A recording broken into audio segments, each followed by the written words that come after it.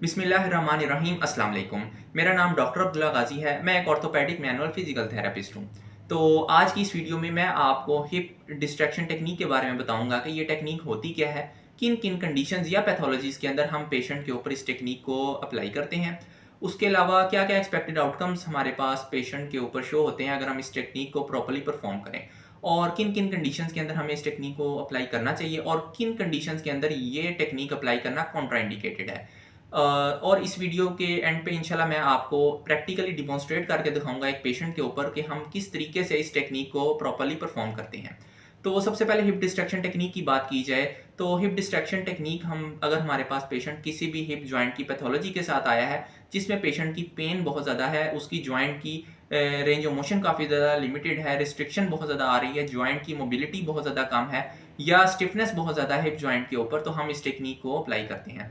इस टेक्नीक को जो प्रॉपर आपको अभी मैं तरीक़ेकार बताऊँगा, अगर आप उस तरीके से इसको यूज़ करते हैं, तो रिसर्चेज़ से साबित है कि इस टेक्नीक को अप्लाई करके पेशेंट की पेन के अंदर काफ़ी ज़्यादा तेज़ी के साथ रिकवरी होती है, रिडक्शन हो जाती है। उसकी जो जॉइंट की मोबिलिटी है ओवरऑल, वो काफ़ी ज़्यादा इम्प्रूव हो जाती है। उसके अलावा कुछ रिसर्चेज़ से ये भी साबित है कि हिप डिस्ट्रैक्शन टेक्नीक को अप्लाई करके पेशेंट की जो हिप जॉइंट की ब्लड सप्लाई है, वो इम्प्रूव होती है, जिससे इसकी जो साइनोवियल फ्लूइड की जो प्रोडक्शन है वो इंक्रीज़ होती है और जॉइंट की लुब्रिकेशन इंक्रीज़ होने की वजह से इसकी जो जॉइंट की ओवरऑल मोबिलिटी है उसके अंदर काफ़ी ज़्यादा इम्प्रूवमेंट जो है वो देखी गई है।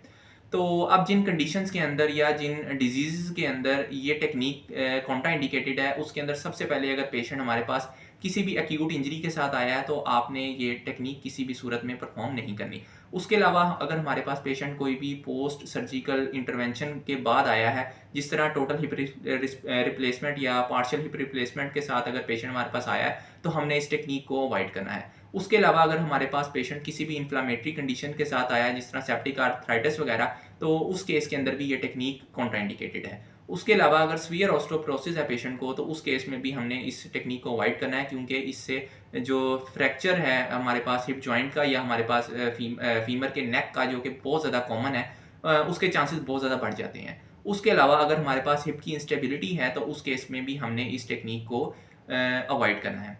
तो अब मैं आपको प्रैक्टिकली डिमॉन्स्ट्रेट करके दिखाता हूँ कि इस टेक्नीक को हम किस तरीके से परफॉर्म करते हैं।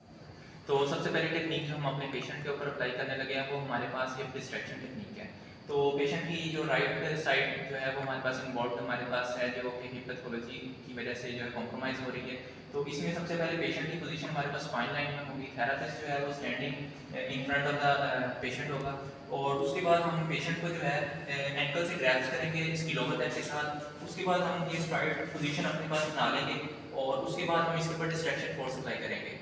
तो पेशेंट को स्टेबलाइज करने के लिए हम पेशेंट का जो कॉन्ट्रालेटरल लेग है उसको स्लाइड हम लेगिंग में करवा सकते हैं, ताकि इससे थोड़ी सी स्टेबलाइजेशन आ जाए। उसके बाद हमने हिप की ओपन बैक पोजीशन जो है वो यूज़ करनी है। इसमें हमारे पास 30 डिग्री फ्लेक्शन है, 30 डिग्री एबडक्शन और स्लाइड से एक्सटर्नल रोटेशन। इसके बाद हम डिस्ट्रैक्शन फोर्स अप्लाई करेंगे। डिस्ट्रैक्शन फोर्स में सिंपली थेरेपिस्ट जो है वो लीव डाउन हो जाएगा और ये हमने होल्ड देना है इसको 10 टू 15 सेकंड्स का।